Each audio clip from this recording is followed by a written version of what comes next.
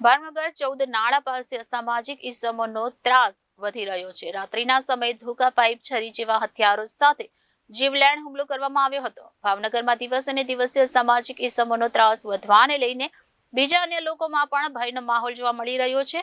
જો પોલીસ આવા લોકો સામે લાલ આંખ નહીં કરે તો આગળ જતા વધુ લોકો પર હુમલાખોરોમાં જોર વધશે તેવી સ્થાનિક લોકોમાં ચર્ચા ઉઠી છે। ભાવનગર 14 નાળા પાસે સામાજિક ઇસમોનો ત્રાસ વધ્યો છે। જૂની અદાવતની દાજ રાખી એક વ્યક્તિ પર જીવલેણ હુમલો કરવામાં આવ્યો હતો। રાત્રિના સમયે ધોકા, પાઇપ, છરી જેવા હથિયારો સાથે જીવલેણ હુમલો કરવામાં આવ્યો હતો। ઈજાગ્રસ્ત વ્યક્તિને સારવાર માટે હોસ્પિટલ ખાતે ખસેડવામાં આવ્યો હતો। જીવલેણ હુમલાની સાથે સાથે ઘરમાં પણ તોડફોડ કરી નુકસાન કર્યું હતું।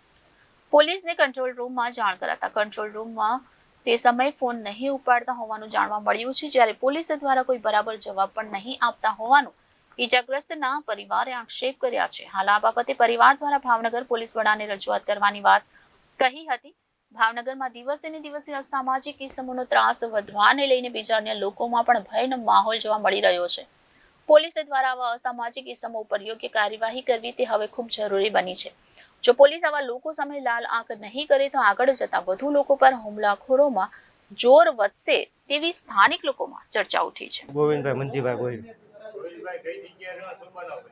હું કોકરોલ 14 નાળા રહું છું અને ત્યાં બનાવ બનેલો છે। મારા ફાધરને અત્યારે મારવામાં આવેલ છે, છરી વડે, ફરસી વડે, ધોકા વડે। 30 જણા હતા સાહેબ। ફરસી હતી, છરી હતી, લોખંડનો પાઇપ હતો, લાકડાના ધોકા હતા। મારા ફાધરને એકને જ છે। જૂની અદાવત 2 વર્ષ પહેલાં બનાવ બનેલો, એને જાણી જોઈને હમણાં 2 દિવસ પહેલાં 12 તારીખે મારા ભાઈ ઉપર હુમલો થયેલો છરી વડે। એની ફરિયાદ લખાવી, એ બાબતની લોકો દાજ રાખીને આજે મારા ઘરે આવીને તોડફોડ કરી જાય, તમે ફરિયાદ શું કામ લખાવી એમ।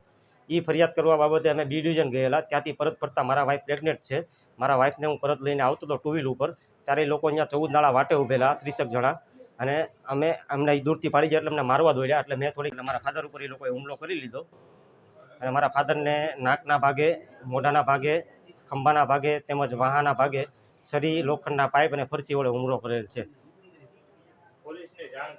પોલીસને જાણ કરી હતી સાહેબ। પહેલાં તો કંટ્રોલમાં 4 ફોન કર્યા, કોઈ ફોન જ ન ઉઠાવ્યો। પછી પોલીસ આવી એટલે હું મારા ફાધર લઈને આવતો રહેલો, પણ મારા મધરે એવું કીધું કે પોલીસ બરાબર ધ્યાન નથી દેતી। પોલીસ એવું કહે છે કે અમારે આમાં કાંઈ લેવા દેવા જ નહીં, અમે જઈએ છીએ એવું। પોલીસ દ્વારા કેવો રિસ્પોન્સ આપવામાં આવ્યો છે? ના, નથી સાહેબ બરાબર રિસ્પોન્સ। તમારું કામ પૂરું નહીં થાય ને પોલીસ ધ્યાન નહીં દે તો તમે આગળ શું કહેશો? એ તો સાહેબ જે કાર્યવાહી અમે એસપી સાહેબને કે આઈજી સાહેબને રજૂઆત કરશું। મારું નામ લાભુબેન મનસીભાઈ। કેવો વિસ્તાર શું બનાવ બન્યો? કોકરોલ 14 નાળા મોટરનગર। હા, શું બનાવ બન્યો? મારા ઘરવાળા વેચે મારા છોકરાને લઈને આવે છે ને તો 40 જણાને ટોળું આવી મારા ઘરવાળાને સરી મારી ને પાડી દીધા અને ગુપ્તી ને સરી ને બધું માર્યું। કારણ શું મારવા? તો સિક્યુરિટી કામ કરે અને ફરિયાદી લખાવે છે, મારા ઘરમાં ભાંગે તોડી નાખી। મારવાનું કારણ શું? આ ભાંગે તોડી નાખી એટલે ફરિયાદી મારવાનું કારણ શું એને? અમે ફરિયાદી લખાવી એટલે અત્યારે। હા હા, એનું નામ આવડે કોઈનું માર્યું નાનું? ચિરાગભાઈ, હા, પછી અનિલભાઈ, હા, દિનેશભાઈ, એ યોગેશભાઈ, યોગલો, પછી યોગેશભાઈ, પછી મિલ્યો, દિનો, દિલીપ, પછી ચિરાગ। તમે ફરિયાદ શું લેવા લખાવી છે? એની લખાવી છે? અમારા ઘરમાં ભાંગી તોડી બધું નાખી, તમારા ઘરમાં જોયા થવાનું કારણ શું હતું? અમારા છોકરાએ પમથી ફરિયાદી લખાવી એટલે એની ફરિયાદ લખાવી હતી? મારા છોકરાને સરી મારી દીધી। કઈ જગ્યા બન્યું છે પેલા? એ ભરતનગર। કોની હારો બન્યું છે? મારા છોકરાને હારે એ આજ લોકો મારા છોકરાને વાહે છે ને સરી મારી। કારણ શું હતું છરી મારવાનું એમને? એને બે મહિના પહેલા ને એને હાડાના લગ્ન હતા ને તે કઈક ટસલ થઈ હતી, તે એ લોકો દાજ રાખી। આરતીબેન નરેન્દ્રભાઈ ગોહેલ। શું બનાવ બન્યો?